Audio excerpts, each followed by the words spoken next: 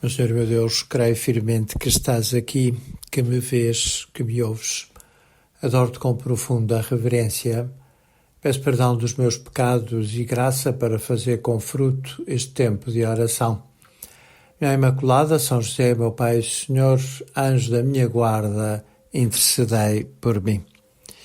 Hoje celebra a Igreja Universal a festa de Nossa Senhora das Neves e pode-nos surpreender que em pleno mês de agosto, que no hemisfério norte é o mais quente do ano, se celebre Nossa Senhora com esta invocação invernal. De facto, as neves de existir é sobretudo no inverno, quando as temperaturas são mais baixas. Mas a razão de ser desta invocação é que um Papa quis levantar uma igreja dedicada à Nossa Senhora na cidade de Roma, mas não sabia onde fazê-lo. E então, quando tinha esta dúvida, Nosso Senhor respondeu a este seu pedido, a esta sua oração, e fez nevar em agosto numa das colinas romanas, precisamente naquela onde hoje está a Basílica Maior de Santa Maria.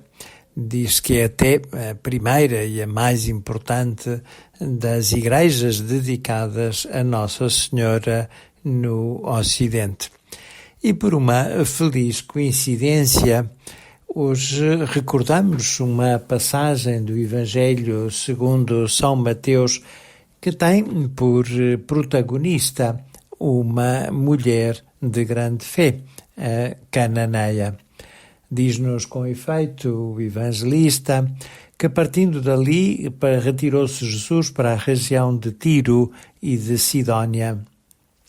E eis que uma cananeia que tinha saído daqueles arredores gritou: Senhor, filho de David, tem piedade de mim. Minha filha está miseravelmente atormentada pelo demónio. Ele, porém, não lhe respondeu palavra. Aproximando-se, os discípulos pediram-lhe: manda-a embora, porque vem a gritar atrás de nós.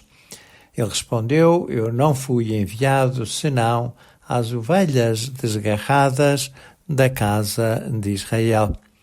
Ela, porém, veio, prostrou-se diante dele, dizendo: Senhor, valei-me. Ele respondeu: não é bom tomar o pão dos filhos e lançá-lo aos cães. Se neste relato nos impressiona a dor desta pobre mulher, uma mãe que sofre porque a sua filha é miseravelmente atormentada pelo demónio, talvez mais nos custe ver a aparente indiferença de Nosso Senhor. Quando ela lhe pede pela primeira vez, de uma forma muito respeitosa, embora fosse uma mulher estrangeira, Senhor, filho de David, era um título messiânico, e apela à sua compaixão: tem piedade de mim. E nem sequer pede nada para ela própria. Poderia ser um pedido um pouco egoísta, se estivesse só a pensar nela. A pensar na filha atormentada miseravelmente pelo demónio, uma situação de fato aflitiva. E qual é a resposta de Jesus? Jesus não lhe respondeu palavra. É de muito má educação não responder a uma pessoa que se nos dirige, mais ainda numa tão grande aflição. E Jesus, que não responde à mulher cananeia, responde aos apóstolos, que lhe pedem que a mande embora, porque ela, a cananeia, ia atrás deles aos gritos. E Nosso Senhor sim responde a eles dizendo que não foi enviado senão à casa de Israel. É quase uma afirmação racista. Parece que os que não são judeus não merecem a sua compaixão, o seu amor, a sua graça. E depois, quando a mulher volta à carga, E ela, porém, prostrou-se diante dele, dizendo: Senhor, valei-me. Já não é simplesmente a sua voz que fala, é também o seu corpo. Essa atitude prostrada diante dele manifesta a intensidade da sua fé e, ao mesmo tempo, também a grandeza da sua humildade. E Nosso Senhor diz-lhe uma coisa absolutamente incrível: não é bom tomar o pão dos filhos e lançá-lo aos cães. Isto é quase como dizer que aquela mulher é como se fosse uma cadela.